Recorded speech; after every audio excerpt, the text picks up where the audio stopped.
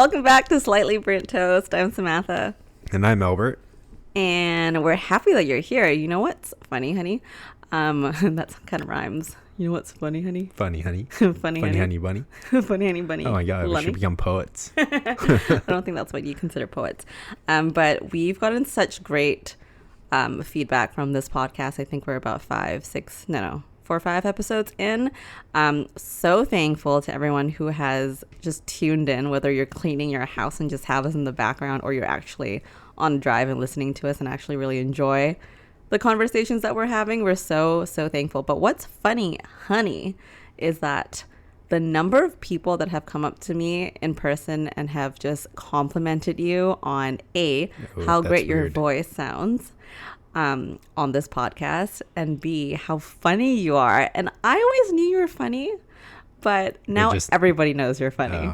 I always thought it was just like, partial bias because, we're kind of married. And it is bias, yeah, 100%. But you are funny. So I feel like I'm just the catalyst in this podcast. I'm just really here for you to shine.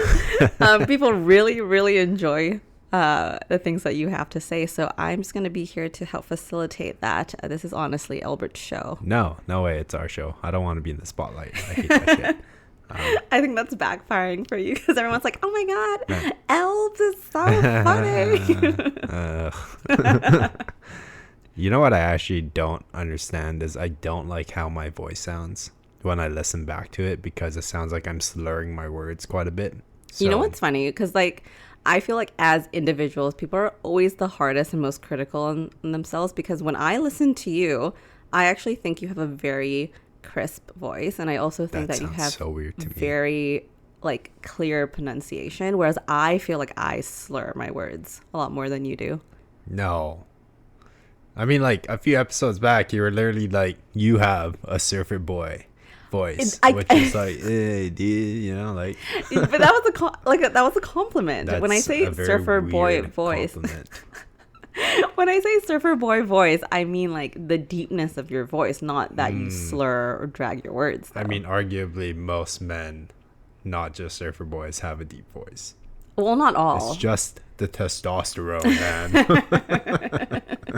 Well, I like your voice, okay? I think it sounds great. And I think you should be very proud that a lot of people really enjoy listening to you. Oh, man. You know what it reminds me of when you say deep voice? I'm just thinking of Bane from Batman. It's like, I was born in the darkness. That was pretty good. That was pretty good. Anyway. You should do the entire podcast with that voice. No, I can't do it. I would laugh so much. I would just feel weird halfway through. I feel like everyone would laugh with you, though. Well, as long as everyone knows that we're just shooting the shit and that it's not supposed to be a super, I forgot the word. In depth, deep? Yeah. Is that what you're trying to get at? Yeah. Yeah. we're not teaching you guys. No, we teach you absolutely nothing. I think someone told me or was asking, hey, what is this podcast about? Is it just you guys talking? I'm like, yes. It literally is just us talking. Yeah, we're not professors. No. And I'm not going to sit here and tell you about programming shit, so. You know what? One of the best compliments that we've received so far from our friends who actually tune in is that they feel like they can talk back to us when we're having these conversations, which I think is so great. It actually makes me so happy, because that is what we're trying to do with this podcast. It's supposed to be conversational. We're not talking at you. We want to talk with you. And so again, there is I think something on Spotify where you can leave questions or comments, right? So there is, yeah. I think we can put polls up too. I haven't really looked into that. Is that just for podcasts? Just for podcasts, yeah. Oh, so I can't do that with songs to be like, what does this mean? That Benson Boone song? Yeah. I mean, wait, he doesn't say what does this mean? No. We'll ask him what does this mean. That's what you mean, right? I mean, it's pretty clear what a song means. I can't. Anyway.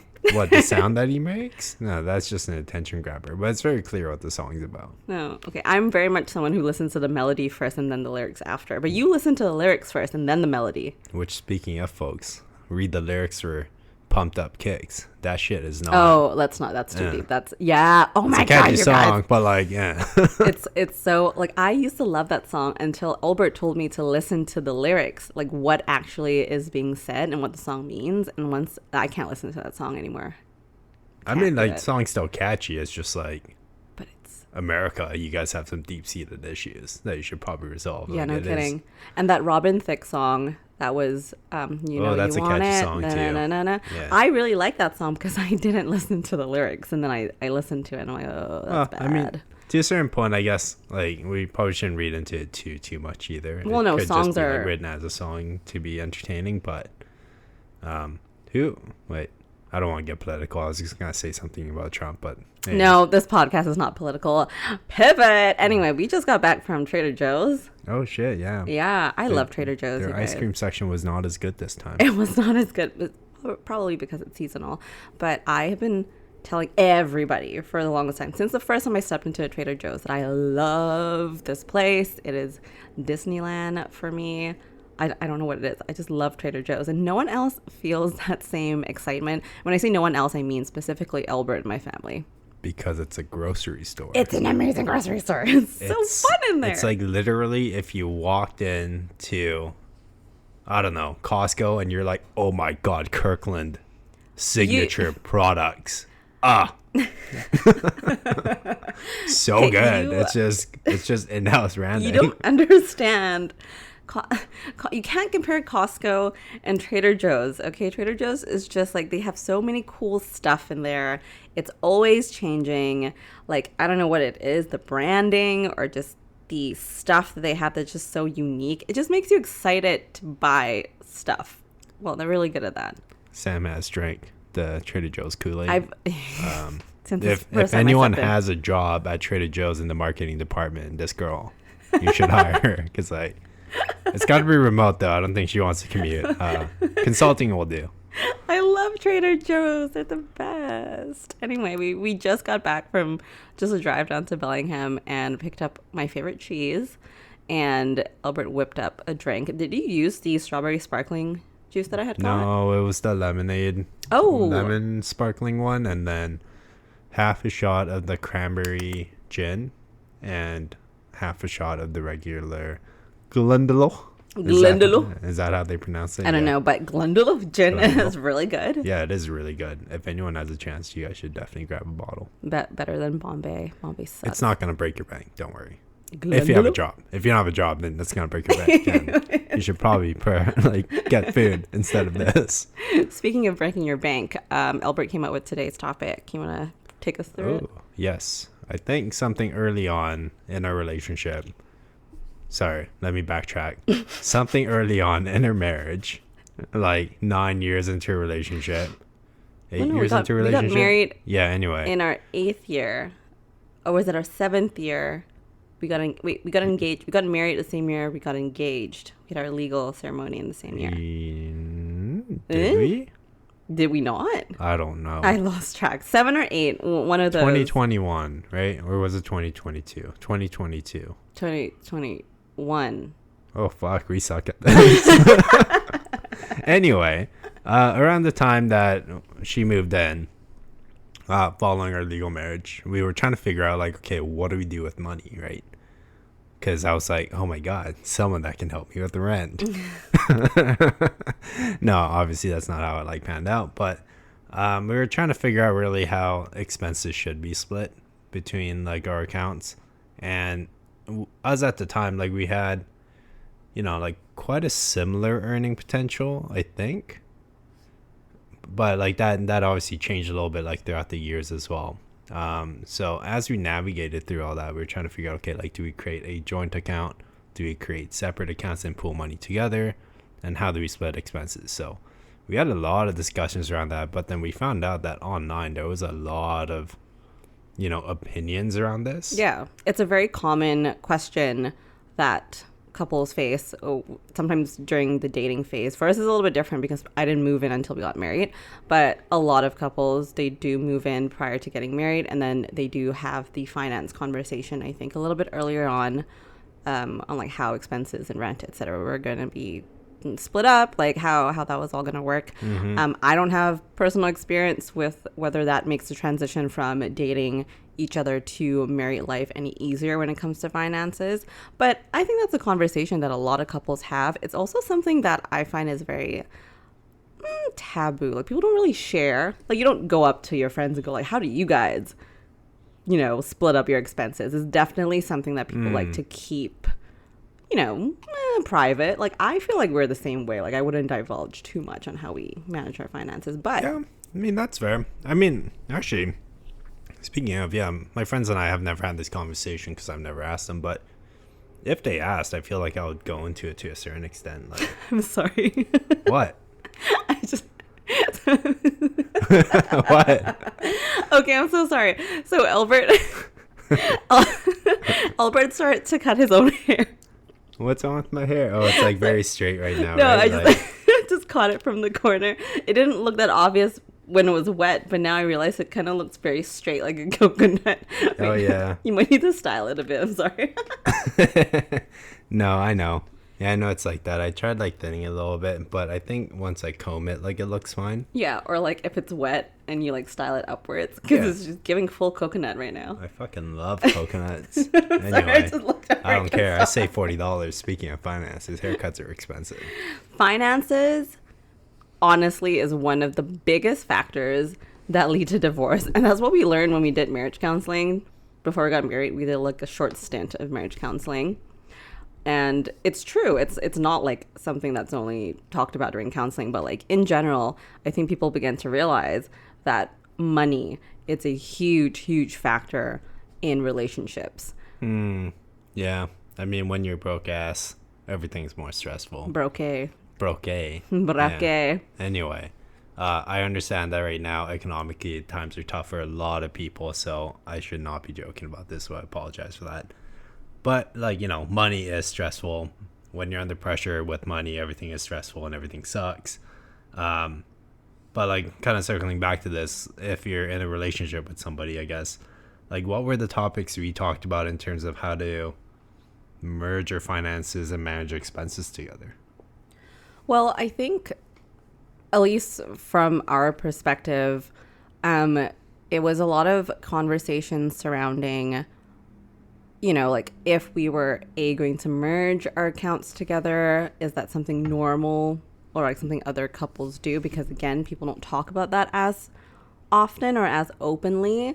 And then also circling back to like, hey, just because everyone, or it seems that everybody is doing A, B, and C, does that make sense for you as a couple?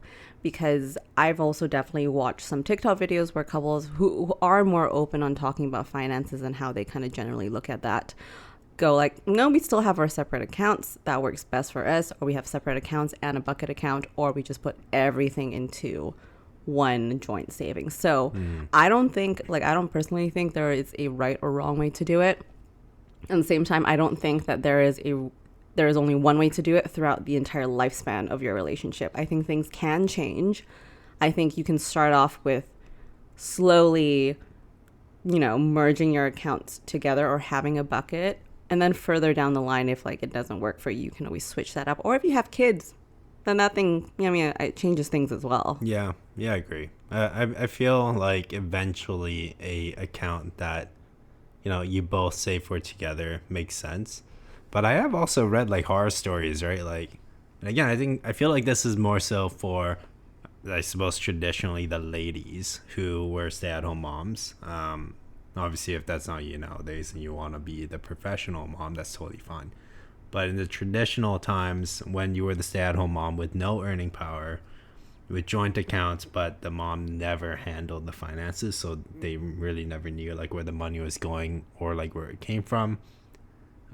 If something went wrong in the marriage, the husband ended up with all the powers in terms of moving all the money away. And then just kind of leaving nothing for the wife, right? I feel like that is one of the reasons why I think it's very important for everybody to understand like how these expenses of money and finance and everything needs to work with the family.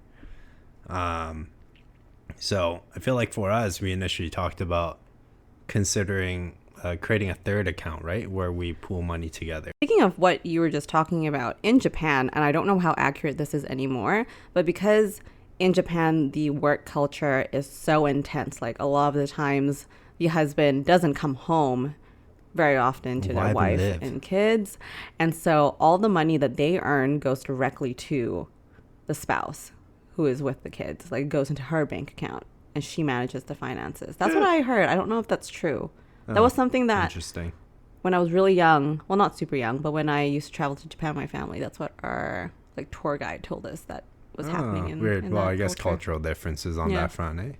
And then you have, on the flip side, people who gravitate to relationships where the man is the provider, or men who like to just provide and then that's it. He just pays for everything. Well, maybe like there's like a flip side where what we're saying might be a general like assumption. Maybe there are cases where you know, the mom is the one that stays at home but also manages finances and is the one knowledgeable around that. So maybe it's just like somebody takes that responsibility. But either way, I feel like if you understand your household finances, you're in such a better spot in terms of like overcoming any like difficult situation that comes up, because you know like what you have and how to go about spending it. For sure.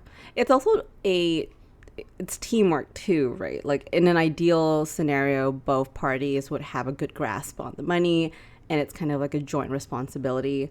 But I mean, that again would rely on how your relationship is, right? Like how much you trust the other person, and trust goes both ways, and trust sometimes is not, you can't say that there's longevity to it, right? Yeah. You don't know what's going to happen further down the line. And so, well, at least for me, like growing up as a woman, like I remember my parents would always say, like, you know, like exactly like what you just said, like be careful with your money. You don't know what's going to happen down the line. Have your own career, have your own footing, save your own finances so that X, Y, and Z, like whatever happens, like you can survive on your own. You don't need to rely on a man. Yeah. Snap, snap, snap. Yeah.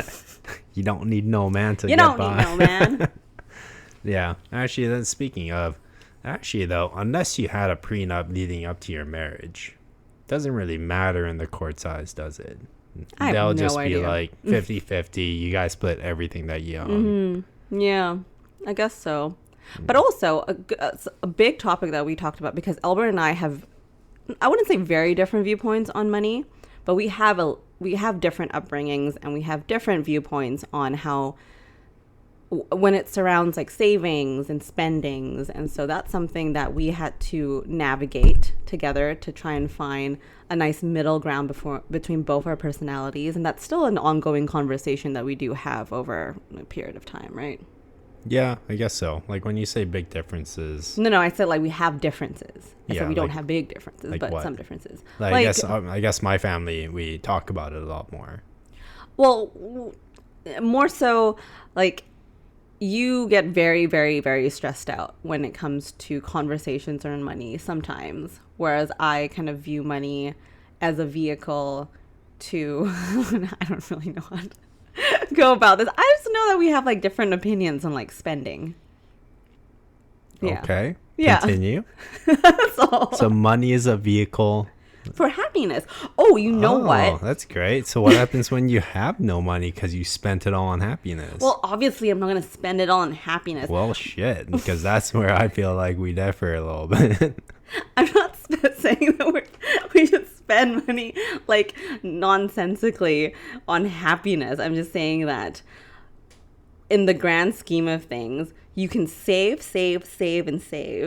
up until you're 50 and then decide to like, okay, I'm just going to go and enjoy life at this age. My perspective is you can have savings, but you can also still live in the moment and live in the present and use the money that you've worked for things that make you happy. It doesn't have to be exclusive. You can have both at the same time. Yeah, no, I think that's fine. I think, okay, so I see where you're coming with this. And I don't think that we should be saving all the way to 50 and then using it then, because like I might die at like 40. That's right? what I'm saying. But at the same time, there are so many people out there that are struggling in retirement because they did not do those things, and then they become a burden to their families or to the government systems, right? Like social systems. which I think is like, sometimes you gotta do what you gotta do to get by, but I think it is irresponsible to not have those plans in place. And also there's other things, right? Like you can't control what's gonna happen. Like you get laid off or like you don't have a job. If you were just enjoying life, even though you didn't have an emergency savings like put aside, and you're just like, fuck it, I'll go to like Thailand and like have fun and stuff like that. What happens when like shit hits the fan? For sure. And I completely agree with you, not disagreeing with you. But I also think that's I feel like the differences that we do have in viewing money to some extent is also one of our strengths. And hear me out, because from your perspective, yes, like we need to save for the future. We need to have the emergency fund, the home fund, save to buy a house, all these things in life, et cetera, which is normal for any couple, anyone who is trying to, I don't know, like start a family, et cetera, down the line.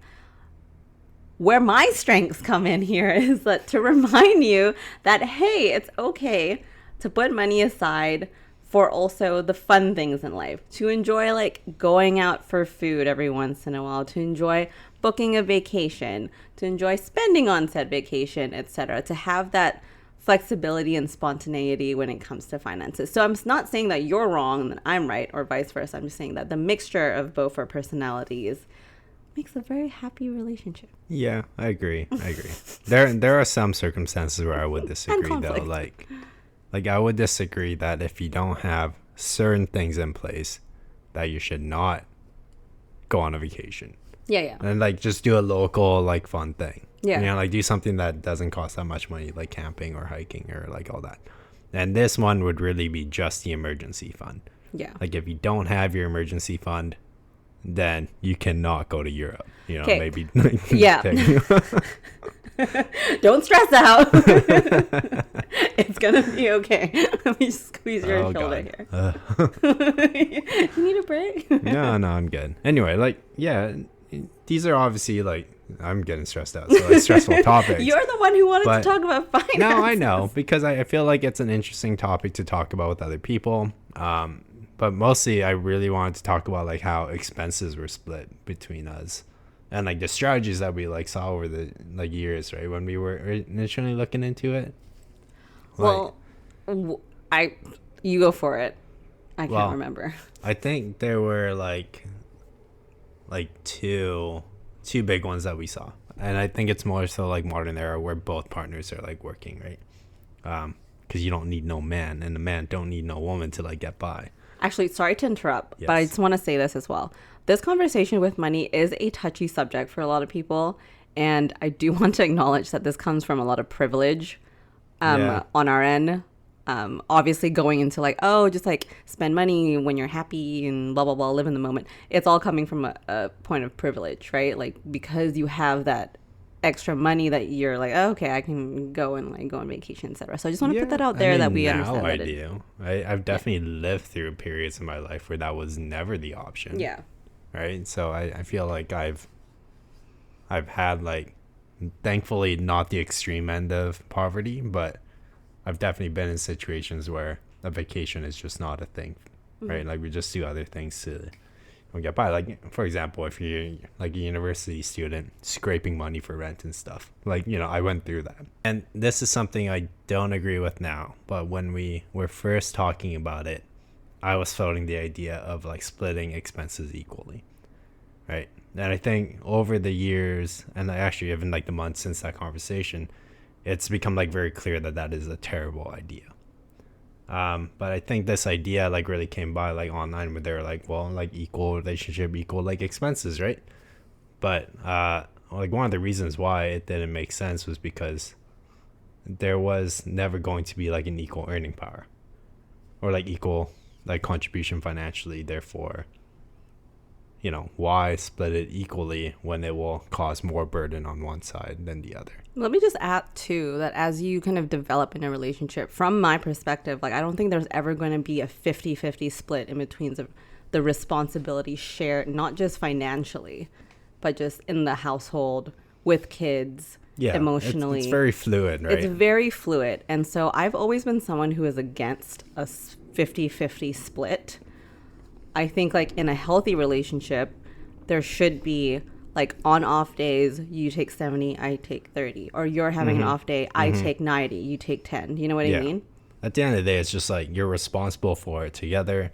So based on how much you can contribute to that is what you can contribute. I think online, a lot of the recommendations came down to really do a proportionate contribution to the expenses based on, X, Y, Z.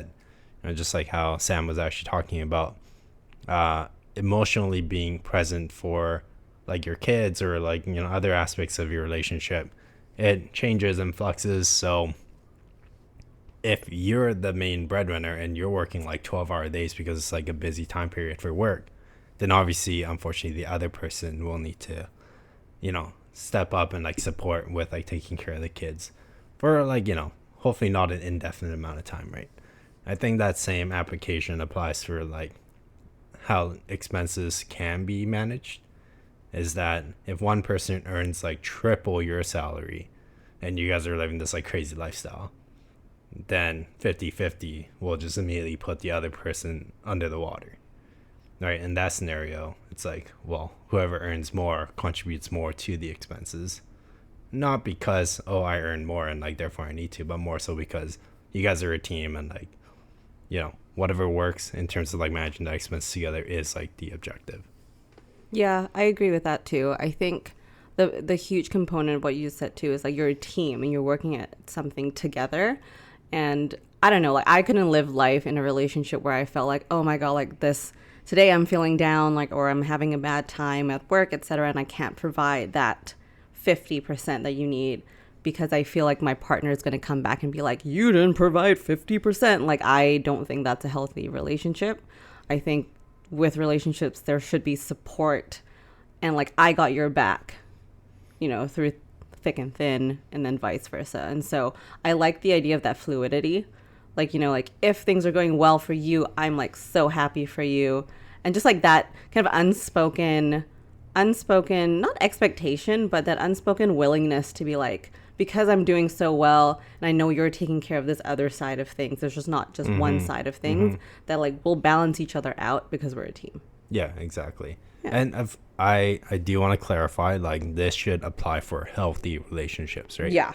Like if you have a partner, knock on wood, that does not work and has shown no interest in like getting themselves back on their feet, even though they like should in that circumstance, how do I say it? Like if you have a partner that's a leech and is very intentionally leeching off of you, then that's a whole other. Unless you like being leeched on. What if it's not a matter of like you like being leeched on, but it's more so a, so and so is going through a difficult time, so you're helping him out because you guys are a partner and you're working together, but it becomes clear that even though you're working together, she's not, or like he. Yeah, you don't want to be taken advantage of. Yeah, exactly. Right? Like, so in that circumstance, I think you do need to be mindful of like whether or not it's in a healthy state and like still address those like pain points as it comes along. Yeah. I want to ask you this question because I think it's a very interesting question. Someone had asked me once and the room was completely split 50-50. Can money buy you happiness? Yeah. Me too. I think the same. If anyone says no, then you're already in a position of finance the you have somehow all your other needs met. Well, let me play devil's advocate just for the sake of conversation, because this is what someone, the other 50% of the room had to as rebuttal for this like sentence. So they're like, does money buy you happiness? They're like, no, because you can't buy true happiness and love with money. You can have, their argument was like, you can have all the money in the world, and studies show that happiness plateaus after a certain amount of earning potential, and like you can't necessarily buy true, genuine happiness. Okay, so I guess the question is phrased in a way that's very narrow. Then, like the best way to phrase this question would be like, can money provide you a path to happiness? Yeah, right? yeah. Right. And I think for sure, basic tendency of being a living social human being is that you have your basic necessities met. And current societies mean that you need money to get those met, unless you're a hermit in the mountains and you live on your own with a village. That's a whole other thing. But right, like, but one way or another, you get your basic necessities met. If you can't meet those things, you'll be stressed out, or worse. So, can money buy you happiness? To a certain extent, you absolutely need some sort of money or other to cover your basic necessities. Like, if you look at some like statistics in like poor countries where they don't have a lot of money, that they are significantly happier than like certain areas where there is a lot of money, right? But like the culture around there and like the society that they're around are also a lot more supportive and more communal. Right? Yeah. So that the thing with studies, and especially psychology and sociology and all those like stuff, because we studied that, we know that a lot of these like qualitative studies are not statistically substantial. Like, there is never going to be a causation. Right? It's always a correlation, and even when it's a correlation, it's a bell curve. So the average says that it is no, money won't buy them happiness, but then 45% of the population said otherwise. So like Yeah, we haven't won the lottery yet, so I don't know. We won $3 the other day. Oh, $3. shit, yeah, and a free ticket. And a free ticket. Oh, shit, and the next lottery draw is today, so, like, what if maybe Jesus loves me, and, maybe he doesn't love But you. so far, in the past, like, 50 lottery tickets we've gotten in my lifetime, he hasn't really loved me that much. Yeah, your love is very transactional, isn't it? Like, you're like, if you love me, you'll let me win a lottery ticket. Well, And then, joke's on you, we won $3. Oh, $3 can buy you a cup of coffee nowadays at Tim Hortons. Yeah, how much is an ice cap? I don't think $3 is enough for an ice How about cap. a donut? Can I get one donut? You with can probably $3? get 2 donuts. 2 donuts? So I was browsing this site, and it was giving me 58 thought-provoking questions to ask in your relationship podcast that are controversial. So I figured it would be kind of fun for us to look at one of these questions and then have a little chat about it, and then we can just wrap things up. All right. Cool. Okay, let's see. Actually, pick a number. 8. 8? I don't like 8. Pick another number. 10. 10? Sure, let's do 10. Okay, so the question is, can you truly love someone without ever having met them in person? Hell no. No, but you have conversations with Like them. a pen pal, or like you guys are like sexting or something. Like, you mean that? Sure, yeah, like. Well, it's kind of like Love is Blind. Well, I guess you don't watch Love is Blind, but the concept of that reality TV show is that you're behind a wall, so you don't actually see the person. So you remove that physical aspect of relationships. Yeah. So can you actually like truly love them without ever seeing them? Yes. Yes. Well, Is that your answer? it depends. I'm gonna sound very shallow with this take. It's okay. fine. I think it's very important to be on the same wavelength between people. And, you guys are like pen pals, or you email and text for like years, and then you finally decide to meet up. What if it's a dude? What if I'm a dude and I'm not gay, and that dude's Well, then a you'll be dude best and friends. he's not gay? Oh, yeah, I guess love as friends. Yeah, that's totally fine. Okay. Okay, let me switch my example a little bit. What if you're like attracted on an emotional level and a mental level, right? Like, you guys like really connect, but there's no physical attraction when you meet. Well, that's the question, right? So, like, can you truly love them fully if you're not sexually attracted to them? I think it will always depend on the person, right? But I think it's very important that is going to be a factor. Yeah. Well, I mean, yeah, it makes sense. Like, if we're being realistic, you gotta be attracted somewhat to the person. Yeah. So I think you can love them But there's so many different types of love, right? There's like brotherly love, there's like friendship love, platonic love. Shit. Sounds like you just There's got like brozone immediately. Yeah. Like, there's like family love, and there's romantic love. So this question's a bit vague because you can interpret it as much let's as narrow you it down to romantic. Yeah, let's love. narrow it down to romantic love, because if you watch Love is Blind, that's their entire concept of a quote unquote experiment, right? Although there's always things behind the scene with reality TV shows that I don't truly believe. So I don't completely believe that this experiment's real. But when they see each other, you can almost immediately see on their faces if they're sexually or physically attracted to the other person. Yeah. It's either like a, oh shit, yeah, or like, oh shit. Oh shit. Oh shit. No. I don't know. It's tough because, like, ideally the answer would be no, like physical attraction is not a factor, but unfortunate reality is like that is a factor. You know how when you're attracted to somebody, you like how they smell? Yeah. Yeah. Or yeah, there's just something about the scent, for me at least. Like if I meet someone and this has happened to me before, where visually I'm like, yeah, this could work. And then I just don't like the scent. Like I don't know if this is body odor. What the hell are you telling me right now? No, listen. How it's many true. people have you gone around smelling? I mean, I don't go around smelling people, but you can smell, like everyone has a certain scent to them. You've had potential partners before me, eh? But see, I really like how you smell. But there's also the question right there. There's people where you're like, oh, I thought I would like you, but I just don't like how you smell. And I read somewhere that that's actually part of your biology, is that sometimes you are hardwired to like certain types of people. Yeah. And like I would say, don't take it personally, right?